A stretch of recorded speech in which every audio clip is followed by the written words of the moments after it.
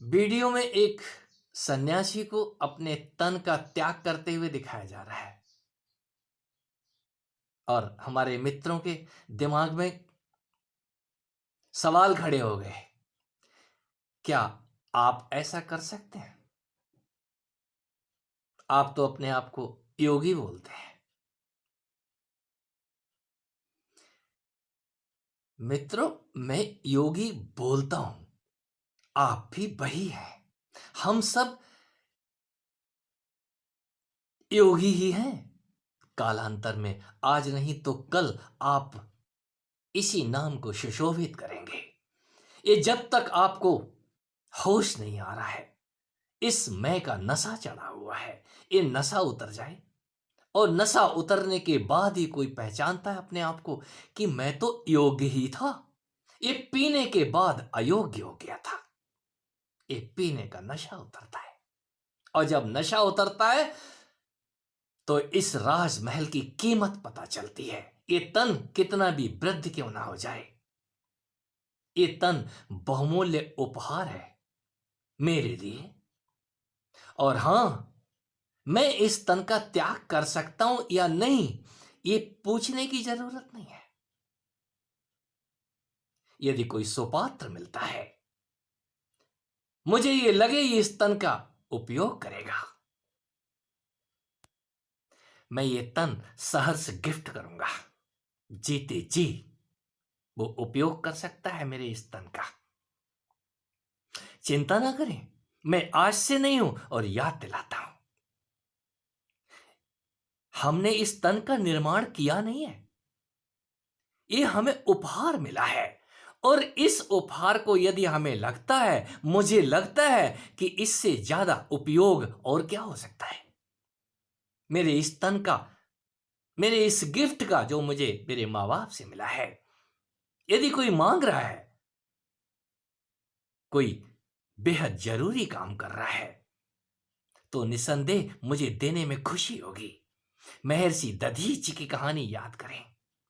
देवराज इंद्र गिड़गिड़ा रहे हैं, हे ऋषिवर, हमें आपकी हड्डियां चाहिए। क्यों? ऋषि का प्रत्युत्तर, क्यों?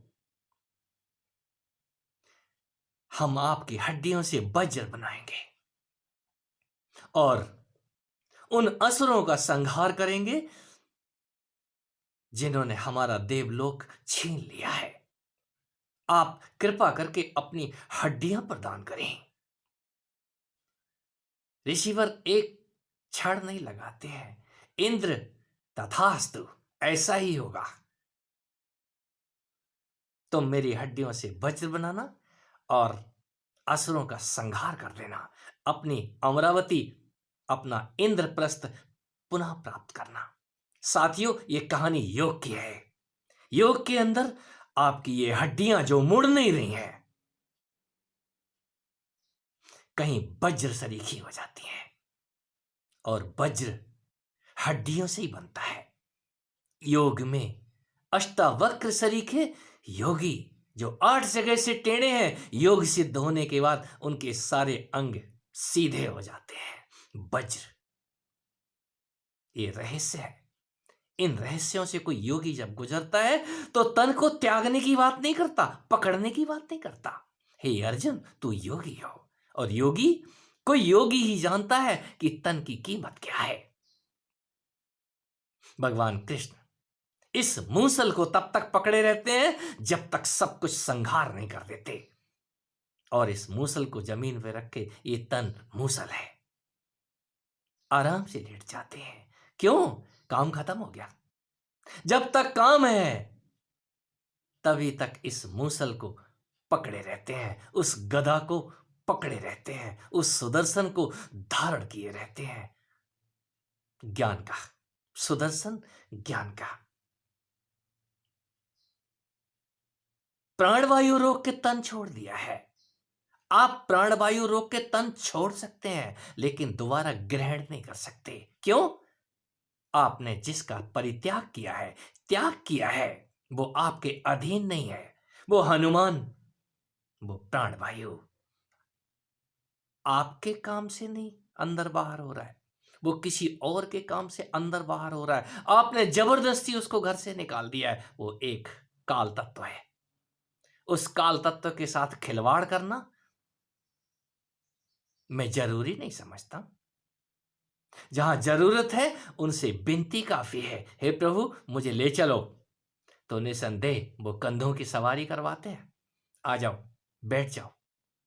तो उन्हीं के काम से मैं इस तन के अंदर तना बैठा हूं।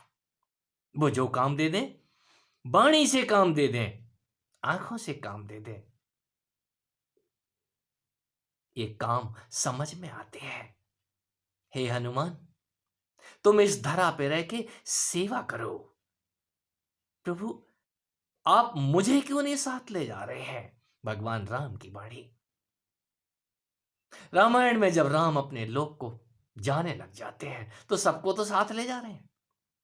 हनुमान को छोड़ जा रहे हैं, वायु पुत्र को छोड़ जा रहे हैं। यदि वो वायु को ही लेके चले गए तो यहां आपकी सेवा कौन करेगा? ये ऑक्सीजन लेवल कम हो गया है। ये ऑक्सीजन, ये प्राणवायु, ऑक्सीजन प्राणवायु ना समझ लें।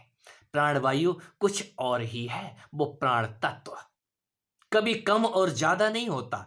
ये सुसुप्ति और बेहोशी जब आपको घेरने लग जाती है तो आपको लगता है ऑक्सीजन कम हो रही है। नहीं, काल बुलावा भेजिया, उस काल का बुलावा, वो जब चाहेगा आपका स्विच दबा देगा, और जब नहीं चाहेगा तो किसी सिलेंडर में वो ताकत नहीं है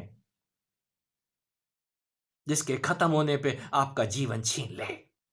कोई ऑक्सीजन का सिलेंडर खत्म हो रहा है और हम बोले सिलेंडर खत्म हो गया है, मरीज मर जाएगा, नहीं मरेगा जब तक उसका काल नहीं आया है। याद रखें, ये काल की झाड़ू चलती है, और जब काल की झाड़ू चल रही हो तो सांस बंद करने की जरूरत नहीं है। समय आने पे सांस अपने आप ही बाहर निकल जाएगी। वो किसी के काम से ही आपके अंदर और बाहर नृत्य कर रही है। वो हनुमान का नृत्य, मां की महाशक्ति, वो महाशक्ति रूपा कहीं अंदर बैठी है इस तन के। उनको देखने के लिए हनुमान दौड़ दौड़ के अंदर जाते हैं। मेरी मां है ना अंदर। जिस क्षण वो मां बोलेगी, काम हो गया बेटे, काम हो गया।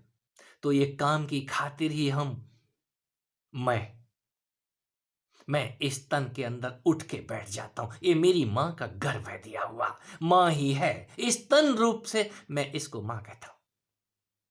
मैं कहां बैठा हूं ये बताना बहुत मुश्किल है। जिंदा हूं तो उसके गर्भ में, और सोता हूं तो उसके गर्भ में, और मर गया तो बात ही अलग है। पहली बार नहीं है हम बार बार इस धरा पे, इस तन में 24 घंटे के अंदर बार बार होश में आते हैं। और बेहोशी आपके किए से नहीं आती, वो तो मां ही है जो मीठी लोरियां देती है। उसकी तान उस अनहद नाद की गूंजती हैं। हमारे सिर में कुछ होता है, हमको नशा सा छा जाता है। ये नशा, ध्यान का नशा, सिमरन का नशा, योगी नशेड़ी होता है, उससे बड़ा नशेड़ी नहीं मिलेगा। और ज्यों ही उसका नशा उतरता है तो वो नशे मन के लिए विसार नहीं देता, गुणगान करता है। प्रभु जाग गया हूं, हरे रामा हरे कृष्णा कृष्ण कृष्ण हरे हरे। वो हरे हरे पुनः पुकारता है। क्यों पुकारता है? हे नाथ, मैं आपको भूलूं नहीं, और फिर भूलना आसान भी नहीं होता है। ये तन का त्यागना और पकड़ना योगी के अपने हाथ में नहीं होता। वो सब कुछ उनको सौंप देता है। हे अर्जुन, तू सब कुछ मुझे दे दे। वो सब कुछ ही दे देता है। तभी तो वो योगी होता है, योग्य होता है। कोई देने के बाद ही कोई राज राजेश्वर का दुलारा होता है। मैं उसी को, उस दुलारे को ही तो मैं योगी कहता हूं। आप भी जान के योगी बने।